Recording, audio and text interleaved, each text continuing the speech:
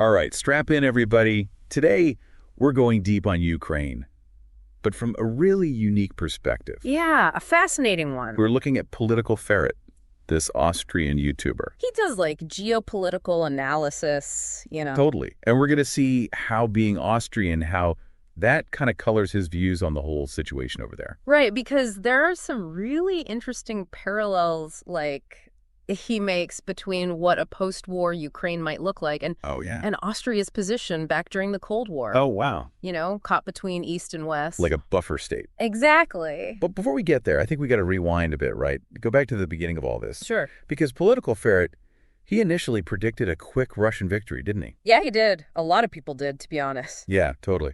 But obviously, Things did not quite. things did not go that way. No, not at all. He actually uses the term Russia's Vietnam now Wow. to describe Ukraine. So what shifted? I mean, what does he see as those key turning points that kind of led to this whole Russia's Vietnam thing? Well, a few things. The Ukrainian resistance, for one, way stronger than anyone expected. Yeah. And then the West, especially the U.S., pumped a lot of military aid into Ukraine, which definitely helped hold back the Russians. Mm-hmm. And the other thing is that new Eastern Bloc that everyone was expecting, with Belarus and maybe Kazakhstan joining Russia. Right. Well, it hasn't really formed. Not yet, at least. So the initial predictions were way off, but things have gotten even crazier recently, right? Like with the U.S. sending those ATACMS missiles over, Yeah. those long-range ones that can hit deep inside Russia. Exactly, a real game changer. And Russia's response, test firing ICBMs, intercontinental ballistic missiles, Oh, yeah. into Ukraine Okay. without warheads, thankfully, Okay. but still. Still scary. A huge escalation. It's giving everybody Cuban Missile Crisis vibes all over again. Oh, yeah, for sure. Political Ferret actually compares the two. But are the stakes even higher now, though? He thinks so. He says during the Cuban Missile Crisis, both sides, they knew what nuclear war meant and they backed down. Right. But now, with all these new power blocks popping up and things so unpredictable, it's not so clear if that same logic would apply. I see what you mean. Mm-hmm. And speaking of nukes, there's been a lot of chatter online about whether Russia's nukes even work. Right, like some people are saying they're outdated, unreliable. Yeah. Political Ferret, he disagrees. Really? He points to those recent ICBM launches Oh, right. into Ukraine Uh-huh. as proof that those missiles work. He's basically saying, look, even if their maintenance budget isn't the best, even a basic nuke is still unbelievably powerful. That's a good point. Like, we shouldn't underestimate how destructive those things are. Exactly. So, okay, the threat is definitely real. But then, why this escalation now? I mean, especially with the incoming U.S. administration talking about de-escalation, why would the outgoing one do this? That's the million-dollar question. Political Ferret, he lays out a few possibilities, right? It could just be incompetence, like rash decisions in the final days. Last-minute stuff. Right, or maybe some deep-seated animosity towards Russia, like they want to punish them no matter what. Mm-hmm. Or Could it be something like the military-industrial complex? Always pushing for more conflict, more spending. he doesn't rule that out either. Wow. And then there's the most unsettling possibility of all. What's that? Maybe some people actually want a full-blown war. Oh, wow. Now, Political Ferret doesn't say which theory he believes, but he really stresses that we gotta understand the motivations here. Yeah, for sure, because the consequences are way too big to ignore. So where does he see this conflict going then? What's his take on the military situation right now? Well, he admits the Ukrainian front is holding up, partly because of corruption weakening the Russian military. Interesting. But he warns against wishful thinking, He thinks Russia's probably regrouping, getting stronger. So we shouldn't get ahead of ourselves. Not at all. He says we need to be realistic about what might happen, about Ukraine maybe losing territory. The question is how much, right? Exactly, and what the consequences of that would be. Okay, so things are looking pretty tough for Ukraine. I'm curious, does Political Ferret use any historical comparisons to help us make sense of this? He does. He brings up the Winter War, between Finland and the Soviet Union back in 1939. Huh, interesting.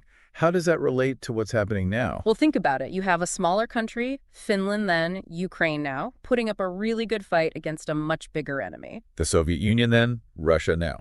Exactly. But both times, they ended up losing some territory.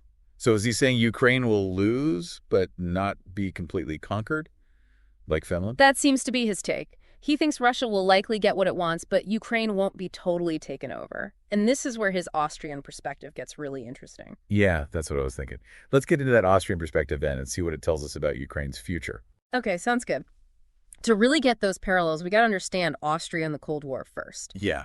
So after World War II, Austria was divided, occupation zones by the Allies and the Soviets. Right. And it wasn't until 55 that they got full independence again, but It was a catch. there was a big one. They had to declare permanent neutrality. Wow. So while the rest of Europe was picking sides, NATO or the Warsaw Pact. Austria was walking this tightrope. Yeah, like stuck between two superpowers, both with nukes. Exactly. Any wrong move, and Austria could become a battleground.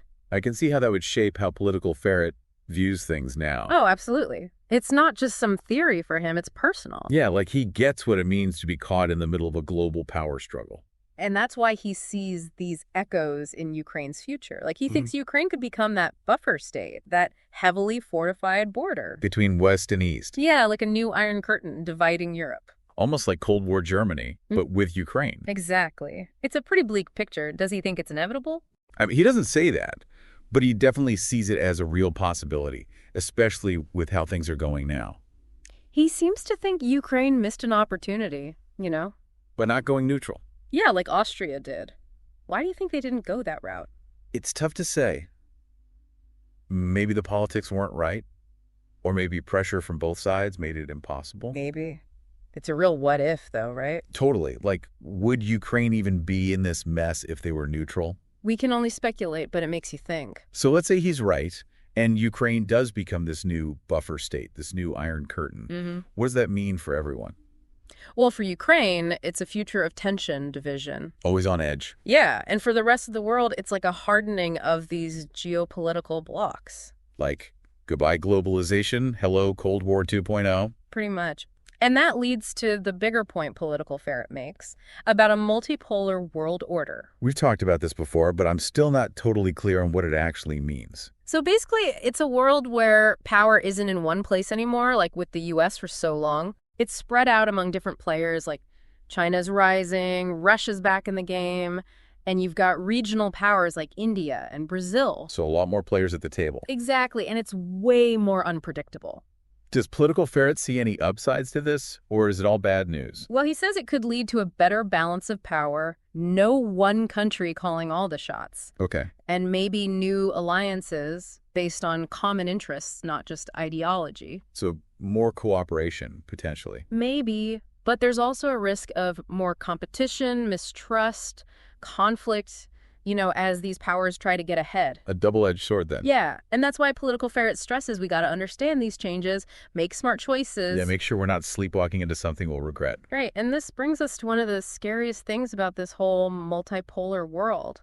Those nuclear threats becoming normal. He's definitely worried about those ICBM tests. Yeah. And what they represent. He sees it as nukes becoming more acceptable, like just another tool for countries to use. It's like we're getting used to the idea of nuclear war. And that's terrifying, which is why he asks, can we stop this escalation now? It's a question for world leaders, sure, but also for all of us, right? Absolutely, because nobody wins in a nuclear war. So Political Ferret's analysis, it's not just about what's happening out there. It's about how it affects all of us. And that's what makes this whole deep dive so important. We're not just learning about geopolitics, we're grappling with what it means for our lives. And for the future, too. Exactly. Political Ferret's work, it pushes us to think critically, to be aware. Understand the world's changing, and we have a role to play in it. Absolutely.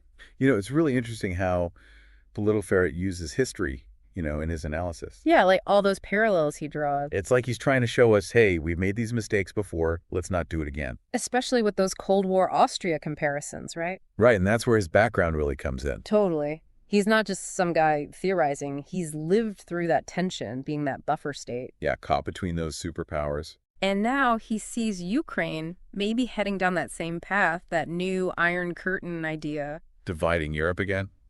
It's pretty heavy stuff, He doesn't sugarcoat it. No, he doesn't. He talks about a divided Ukraine, about things escalating, even nukes becoming, normal. Right, but even with all that, there's this sense of I don't know, hope, maybe? Yeah, I get that feeling too. He keeps saying, we need to understand this, to make good choices, to work for peace. We're not powerless. Not at all. He doesn't think this is inevitable. It's more like a warning. Learn from the past, see the dangers ahead. Exactly. Yeah. So what does that even look like? Like, what can we actually do about all this? Yeah, good question. He doesn't give a step-by-step plan, but he talks about being informed, engaged. Like knowing what's going on, being critical. Yeah, and actually talking about these issues, not just ignoring them. But being aware, but also active. Exactly, because we're all part of this, whether we like it or not.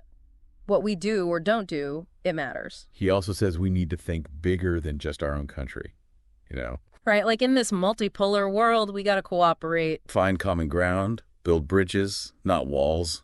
Diplomacy over fighting, always. That's a good message, especially now. So what's the big takeaway then for us trying to understand all this?